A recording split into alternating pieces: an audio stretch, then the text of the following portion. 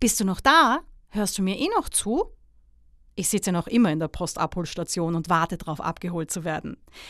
Nein, ich wurde noch immer nicht abgeholt.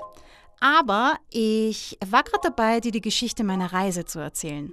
Meiner Reise von der Postabholstation bis hierher. Und wo war ich denn stehen geblieben? Ja, fahr schon wieder. Beim LKW. Bei der Vollbremsung? Nein, so weit waren wir noch nicht. Ich habe dir erzählt, wie ich von der LKW-Fahrerin, die heißt übrigens Roberta, abgeholt und behutsam in den LKW gelegt wurde.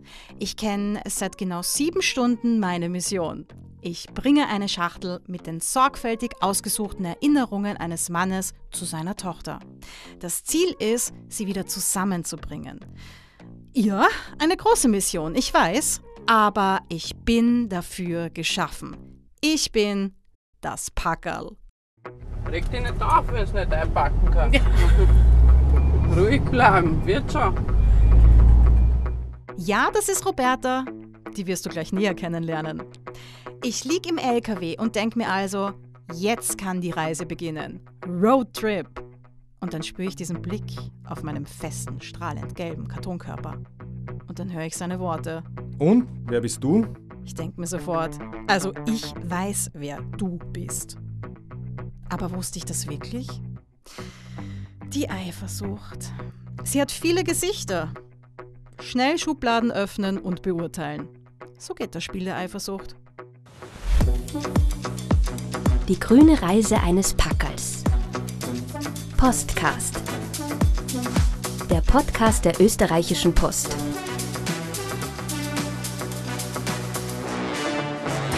Was passiert eigentlich alles mit unseren Paketen, bevor wir sie entgegennehmen? Mit diesem Podcast wollen wir der Sache auf den Grund gehen und jemanden fragen, der sich damit am besten auskennt. Ein Packerl. Auf dem Weg von Wien nach Graz.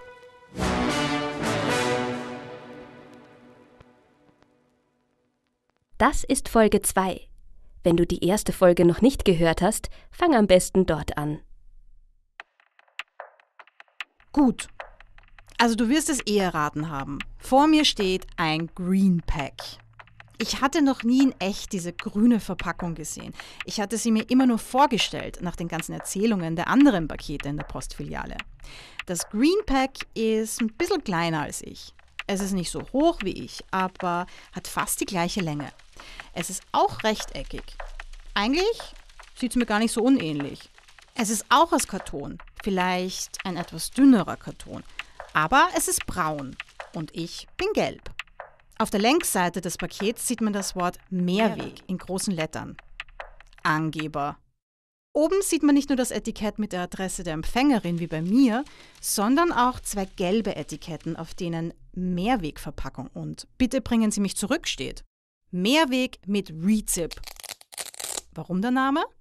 Ja, du brauchst gar kein Klebeband, sondern du benutzt den Klettverschluss. Praktisch. Das Design ist so hübsch. Das ist so unfair. Wer bist du? Fragt er mich nochmal. Ich bin ein Packerl, ich bin ein Postpaket und ich habe eine große Mission. Aha. Und was transportierst du denn? Das kann ich nicht verraten. Betriebsgeheimnis. Also, ich bin ein Greenpack, eine wiederverwendbare Verpackung. Und ich weiß nicht, ob du von uns schon gehört hast. Wir können insgesamt 10-mal wiederverwendet werden. Und sobald wir bei unseren Empfängerinnen ankommen, können die uns an die Post zurückschicken. Wir werden also nochmal verwertet. Und dieses Mal transportiere ich 3 Bücher. Ich bin aber jetzt schon das 4. Mal unterwegs und ich musste eigentlich noch nie so wenig tragen wie dieses Mal. Also heute fühle ich mich ganz leicht. Jetzt musst du auch noch angeben. Ich kenne ja das Konzept von wiederverwendbaren Verpackungen. Und genau das macht mich ja so eifersüchtig. Der durfte den Weg von A nach B schon mehrmals fahren. 4 Mal. Das ist so unfair. Ich bestehe zwar auch aus Karton, aber mein Karton ist sehr robust. Ich werde nicht schnell kaputt und dadurch ist auch ein Mehrwegkreislauf möglich. Die Empfängerin kann mich dann einfach in den Briefkasten werfen oder in der SB-Station abgeben und schon bin ich bereit für ein neues Abenteuer. Naja, nachdem ich geputzt werde natürlich. Hast du schon mein Design gesehen?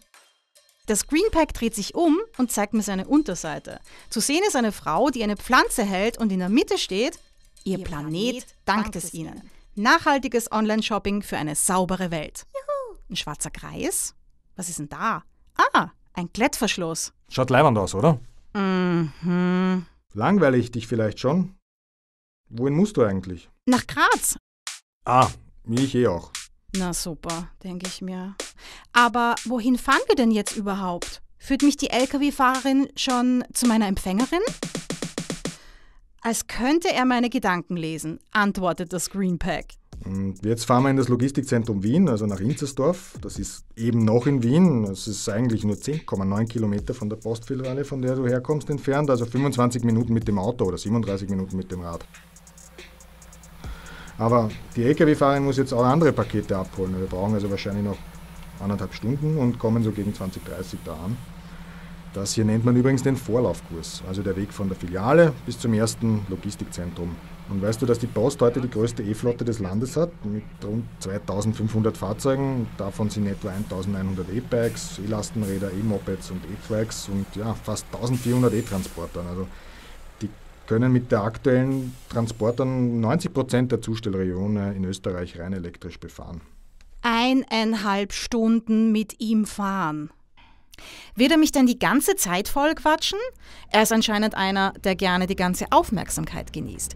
Die anderen Pakete rund um uns schauen und hören ihm gespannt zu. Er scheint sich ja auch gut auszukennen.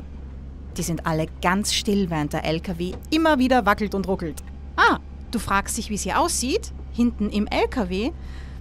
Es sind jetzt schon sehr viele Pakete da. Wahrscheinlich um die, ich schätze mal 400? Wir sind ganz eng auf Paketrollbehältern geschlichtet. Effizient, kompakt, damit es leichter ist, uns hinein und hinaus zu bringen. Und zu Be- und Entladen sozusagen. Ganz vorne sind noch Briefe in orangenen Behältern. A- und B-Behälter. Alle sind auf einem Rollbehälter fixiert. Wir Pakete sind auch auf Rollbehältern befestigt und gesichert mit Gurten, damit wir nicht hin und her rutschen.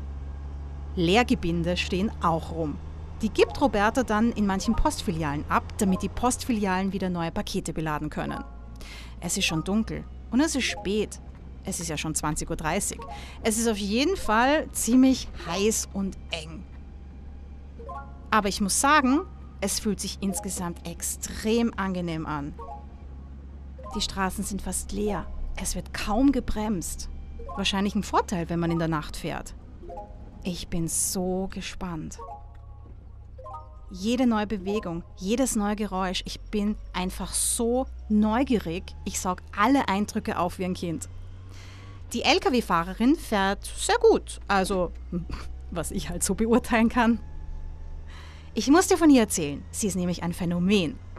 Die LKW-Fahrerin heißt eben Roberta und ist 47 Jahre alt.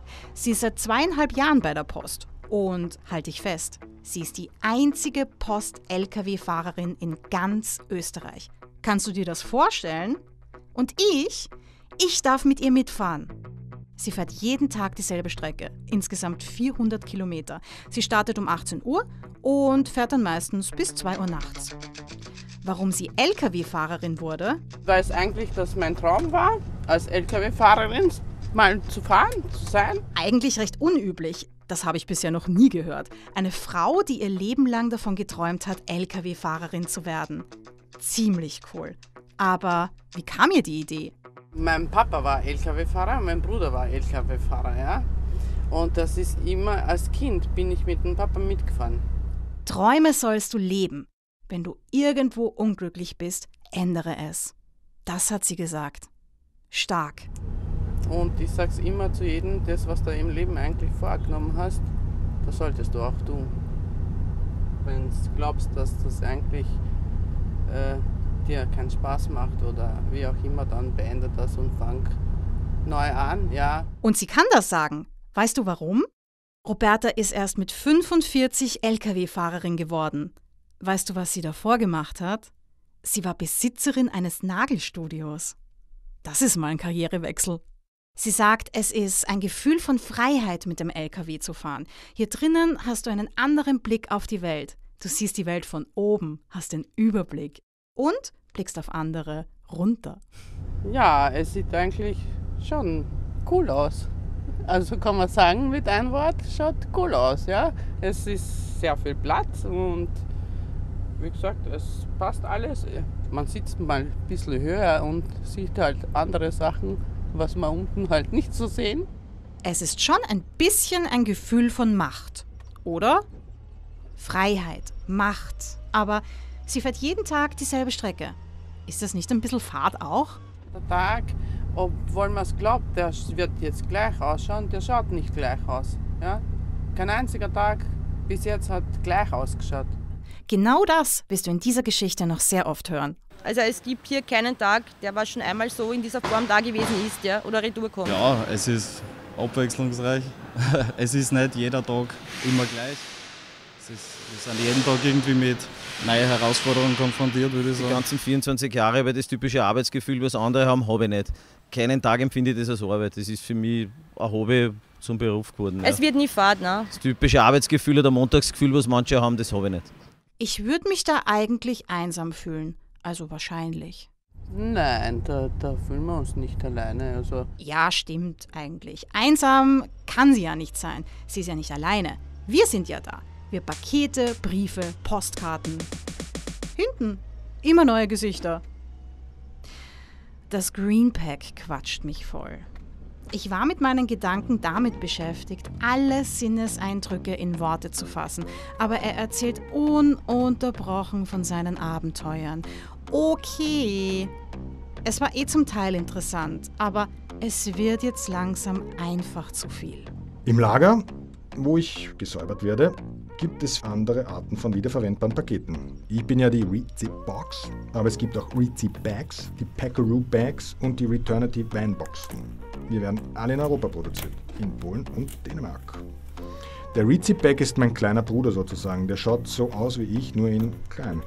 Den Karton kannst du biegen, falten und er kann gelegentlich auch ganz viel transportieren. Aber ich bin halt ein bisschen stabiler gebaut. Und die Packaroo-Bags, die sind knallgrün und aus recycelten PET-Flaschen, 14 Flaschen für eine Tasche und viel größer und erfahrener, die haben am meisten erlebt. Weißt du warum? Die können bis zu 100 Mal wiederverwendet werden, also Zyklen durchleben. 10-mal mehr als ich. 100 Mal mehr als ich? Also ich werde jetzt langsam wirklich unentspannt. Warum darf ich das nicht erleben? 100 Reisen, 100 Missionen, 100 Abenteuer? Jetzt erzählt er mir von den LKWs, über seine Fahrten bisher. Da gab es zum Beispiel Erich, mit dem er vor 10 Tagen mitgereist ist nach Oberösterreich. Der Lkw-Fahrer Erich ist seit 1985 bei der Post als Lkw-Fahrer tätig. Seit 35 Jahren. Wahnsinn. Ja, es hat sich eigentlich viel zum Besseren auch geändert, wenn man so denkt, früher hat man einen alten LKW gehabt mit keinen guten Sitz, mit Blechverschallung innen, war es immer kalt drinnen. Und heute hat man luftgefederte Sitze mit Sitzheizung, Abstandsautomatik und Tempomat und alles, was man halt so wie ein Lastwagen braucht, luftgefedertes Fahrwerk und ja, das ist halt schon viel besser geworden. Ne? Ja, jetzt musst du dir vorstellen, wenn ich auslade und es ist draußen eiskalt und du ladest ein aus, dann setzt dich in den Lastwagen, drehst du die Sitzheizung auf, das ist Komfort. Und dann natürlich die Luftfederung vom Sitz, das ist halt dann, wird über 50 oder hat man halt schon Probleme mit dem Rücken und mit den Knie und mit allem und dann ist halt ein guter Sitz schon was wert. Ne? Jetzt fängt das Greenpack an, mit einem anderen Paket neben mir zu quatschen. Er erzählt, dass LKWs bei der Post nur 8 Jahre lang im Einsatz sind und dass diese LKWs mit der besten Abgastechnologie, die es am Markt gibt, ausgestattet sind. Früher mussten die Lkw-Fahrer mit viel Körpereinsatz die Lkws lenken. Ja, und heute gibt es Spurhalteassistenten, Abstandsassistenten, Automatikgetriebe, gekühlte Getränkefächer, Klimaanlagen und so weiter und so fort, damit die Postmitarbeiterinnen Komfort genießen können.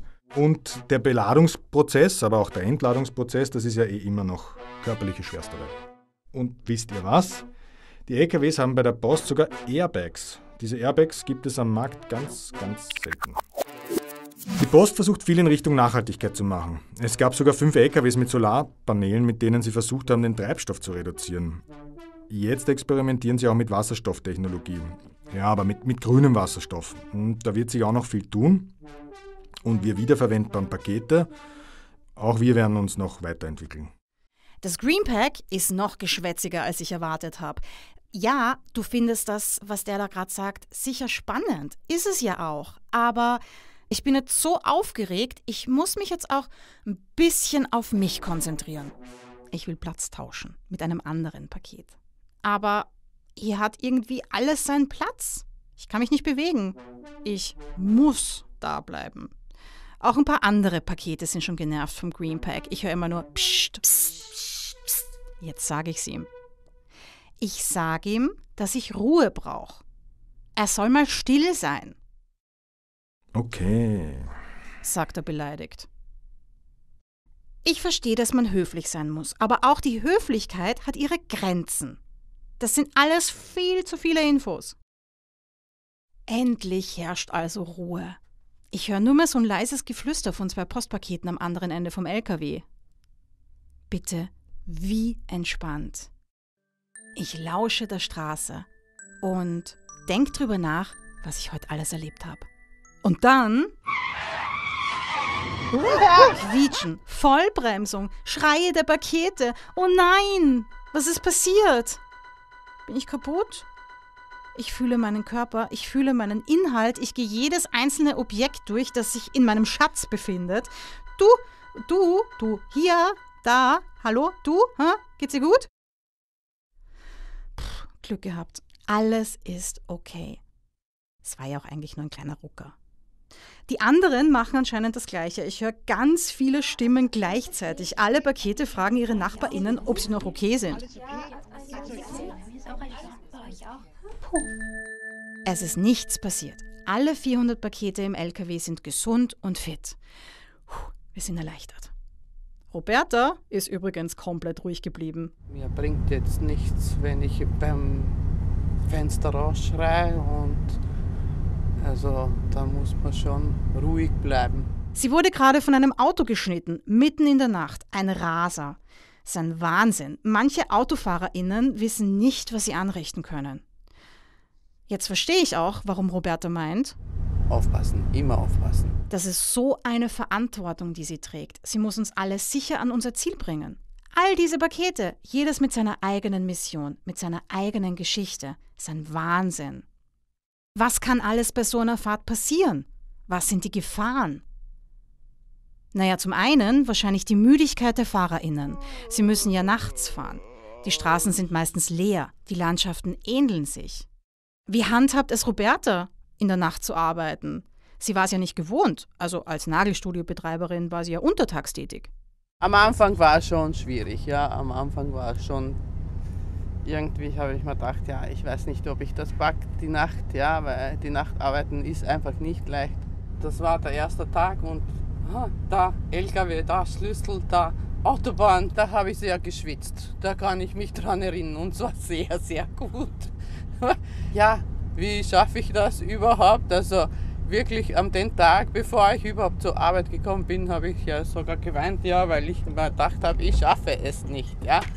Aber sie hat auch Hilfe bekommen, und zwar von ihren Kollegen. Auch Erich, der LKW-Fahrer, mit dem das Green Pack mitgefahren ist, hatte am ersten Tag Schwierigkeiten, aber nicht aus denselben Gründen. Damals hat es noch kein Navi gegeben. Das kann man sich heute gar nicht mehr vorstellen. Ne?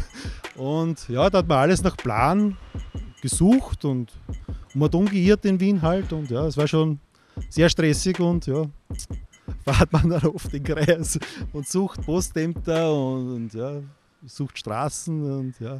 Ist schon sehr stressig gewesen zu der Zeit. Aber wie gewöhnt man sich denn wirklich dran, in der Nacht wach zu sein und untertags zu schlafen? Was kann man da tun?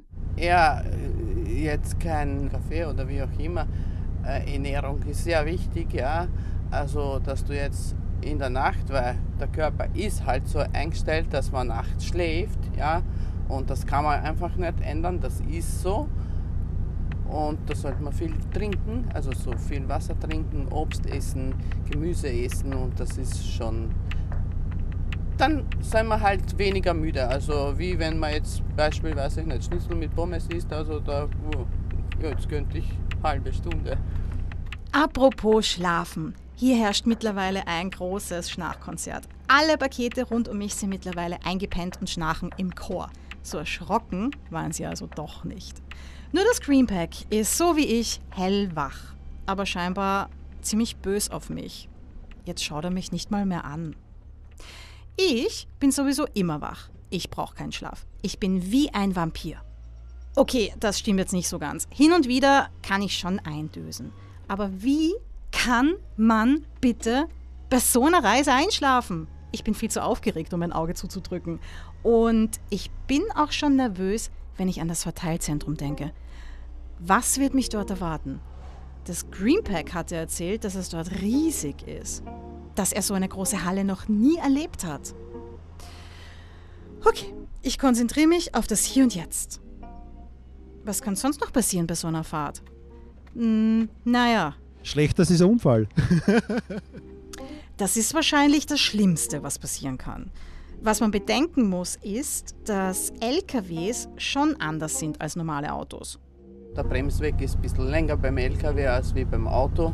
Natürlich gibt es ja dann die verrückten PKW-Fahrer, ja, die halt so reinschneiden, aber Gott sei Dank, die Autos sind super ausgestattet, unsere LKWs, die Bremsen, die haben Bremsassistent geschaut, wir haben also da sogar die Seiten, wo du siehst jetzt, wo du fährst, wenn es fährst, das ist die Kamera, also die Seitenkamera.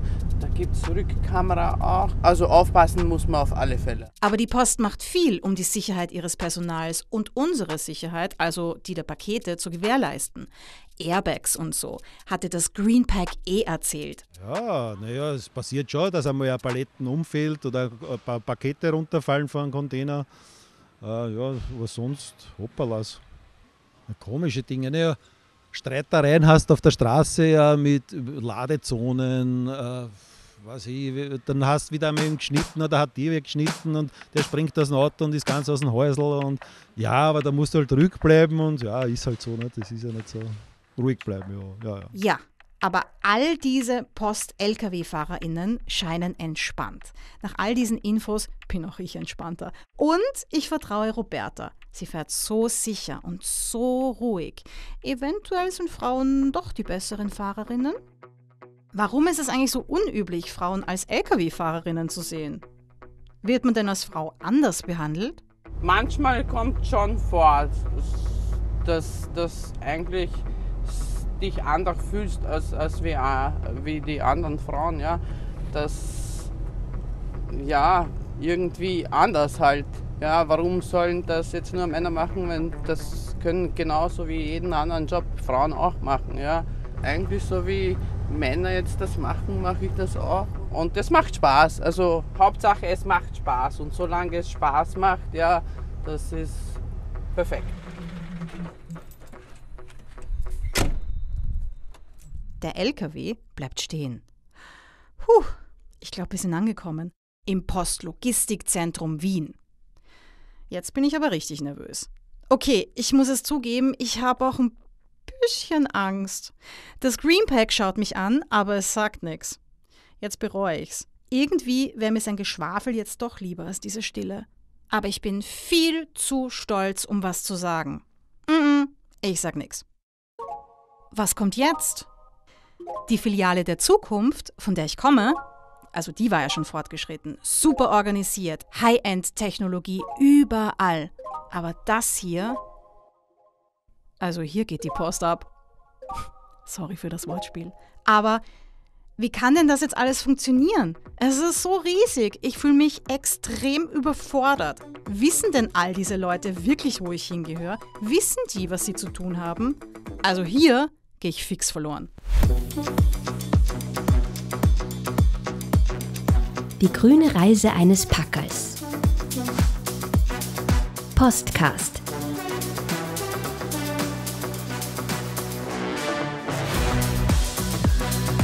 Der Podcast der Österreichischen Post.